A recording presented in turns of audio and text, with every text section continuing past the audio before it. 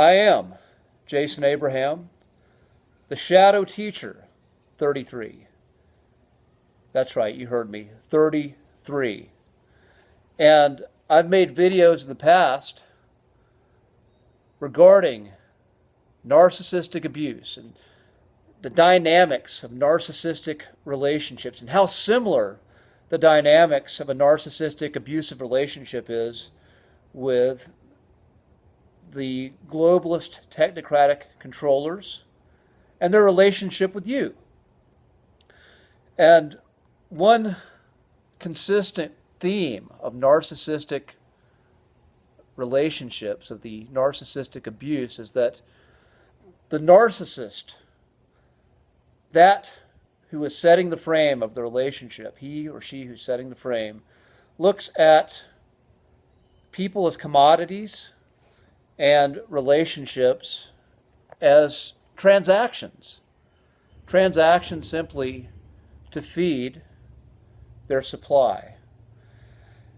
And in my alternate life as Jason Abraham, I work as a wellness coach. And some of that time I spend at a gym.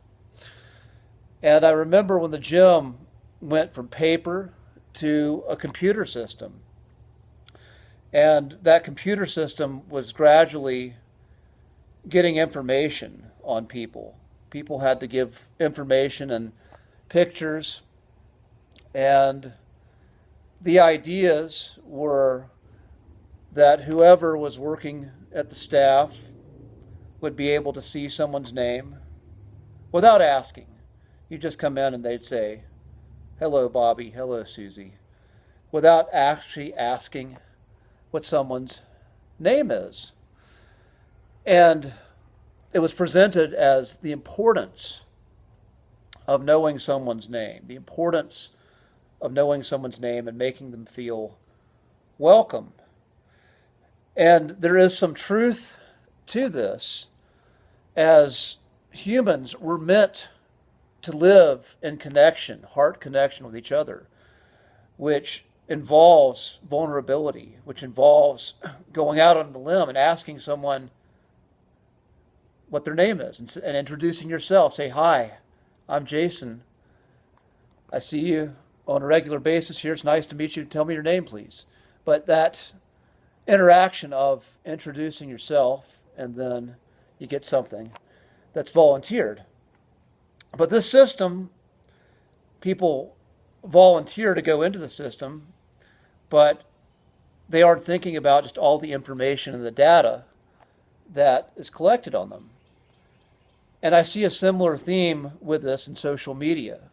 When people put what they like on Facebook and Instagram, and then that data is collected, and then they're reflected back products or pages of influencers who they may like. And so there's this assumption that's made about who that person is based off of their likes. And it's a transaction. It's a transaction of a service and a commodity, where the human is looked at as a commodity, as a resource, and then the system is essentially a service.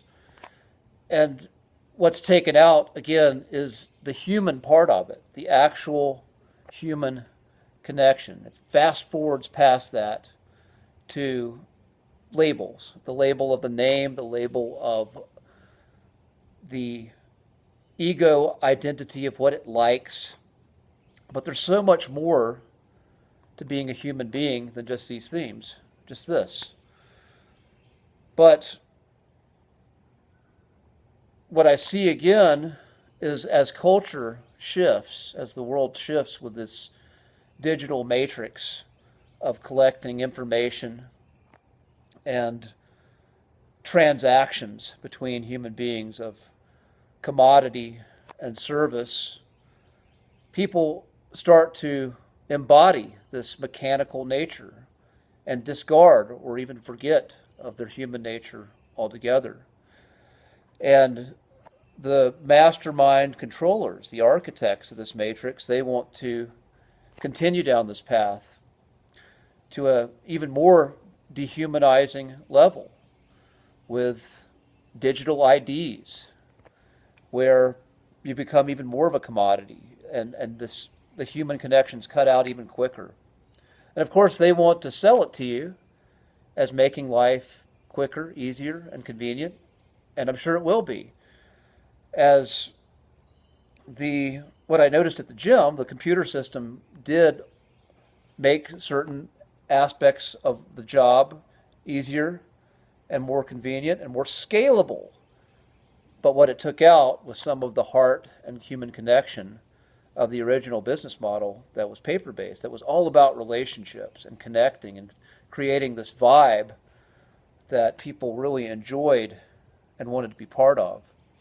And what I found is the digital system can't replace that. All of its stats and numbers and models cannot replace the true vibration, the human vibration that comes with heartfelt connection.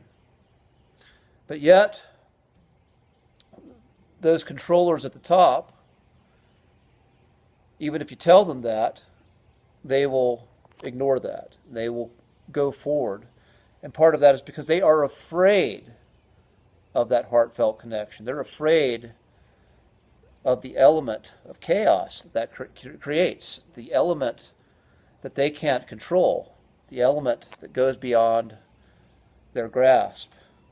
As ultimately they are moving out of fear. Their consciousness is very much out of fear, even though they hold so many resources and hold the keys to this matrix of control that many of us are in, were born into, and are still participating in varying forms and degrees. But when one sees things as they are, even when the matrix is shaping a certain way around them, you can break out.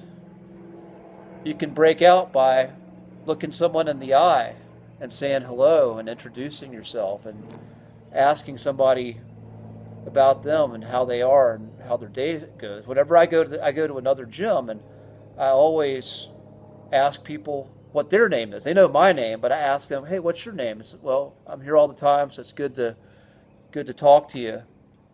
And when things are relaxed, just letting people know that they are not just commodities and services and transactions, but they're human beings, and they are worth getting to know, and there's something about them that's worth caring about other than what they can do for you.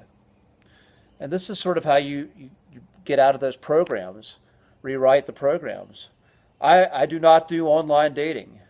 That's the another thing too. It's like everything is reduced to this transaction: swipe left, swipe right.